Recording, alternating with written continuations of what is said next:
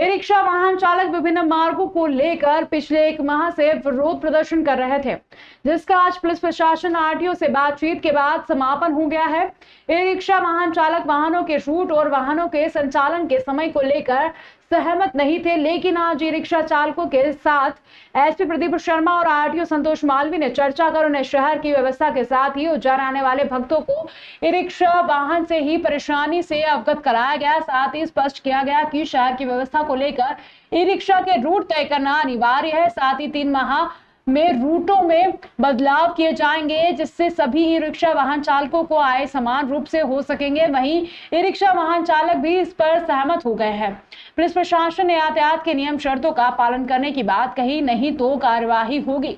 वहीं आरटीओ ने 10 दिन के भीतर वाहनों से संबंधित कागजात आरटीओ कार्यालय पर जमा कराने की बात कही, जिससे सभी वाहनों के रूट जल्द तय किए जा सके। इधर असंगठित ई रिक्शा परिचालक संघ अध्यक्ष बल्लू सिंह ठाकुर और किशन सिंह शेखावत भारतीय किसान संघ के जिलाध्यक्ष ने बताया कि पुलिस प्रशासन और आरटीओ से वाहनों के जोन और रूट को लेकर चर्चा हो गई है। साथ ही सभी ई रिक्शा वाहन चालकों ने भी सहमति जता दी है। पुलिस प्रशासन ने ई रिक्शा वाहन के स्टैंड शीघ्र उपलब्ध कराने की बात कही है।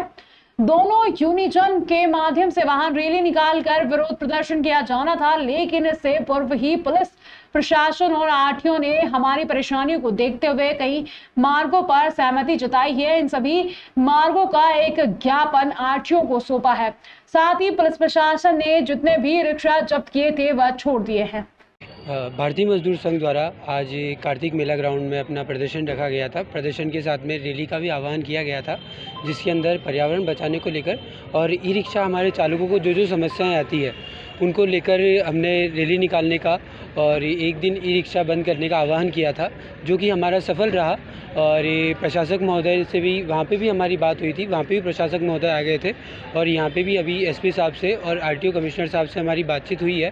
तो उन्होंने हमें ये आश्वासन दिया है कि हमारी समस्या का समाधान वो जल्द से जल्द वो कर देंगे। हमने जो प्रदर्शन करा था पर्यावरण को लेकर जलवायु को लेकर और हमारा ई रिक्शा की मांगे जो कि हमारे को कलेक्टर महोदय जी एसपी साहब तक पहुंचाना थी, उसके विषय में हम वहाँ पर आए भी सही और हमने जो तय किया है उनकी भी सब बातें सुनकर तो उन्होंने 10 दिन के लिए हमने उनसे मोहलत मांगी है कि सब थोड़े करके व्यक्ति जाएंगे और परमिट लेंगे और 10-10 घंटे का समय हमने गाड़ी चलाने के लिए उनसे लिया है। उन्होंने बोला थोड़ी दिन तक आप हमने जो प्लानिंग करी है शहर में व्यवस्था बनाने की उसमें हमारा साथ दीजिए, तो हम उनको साथ देने के लिए तैयार हैं।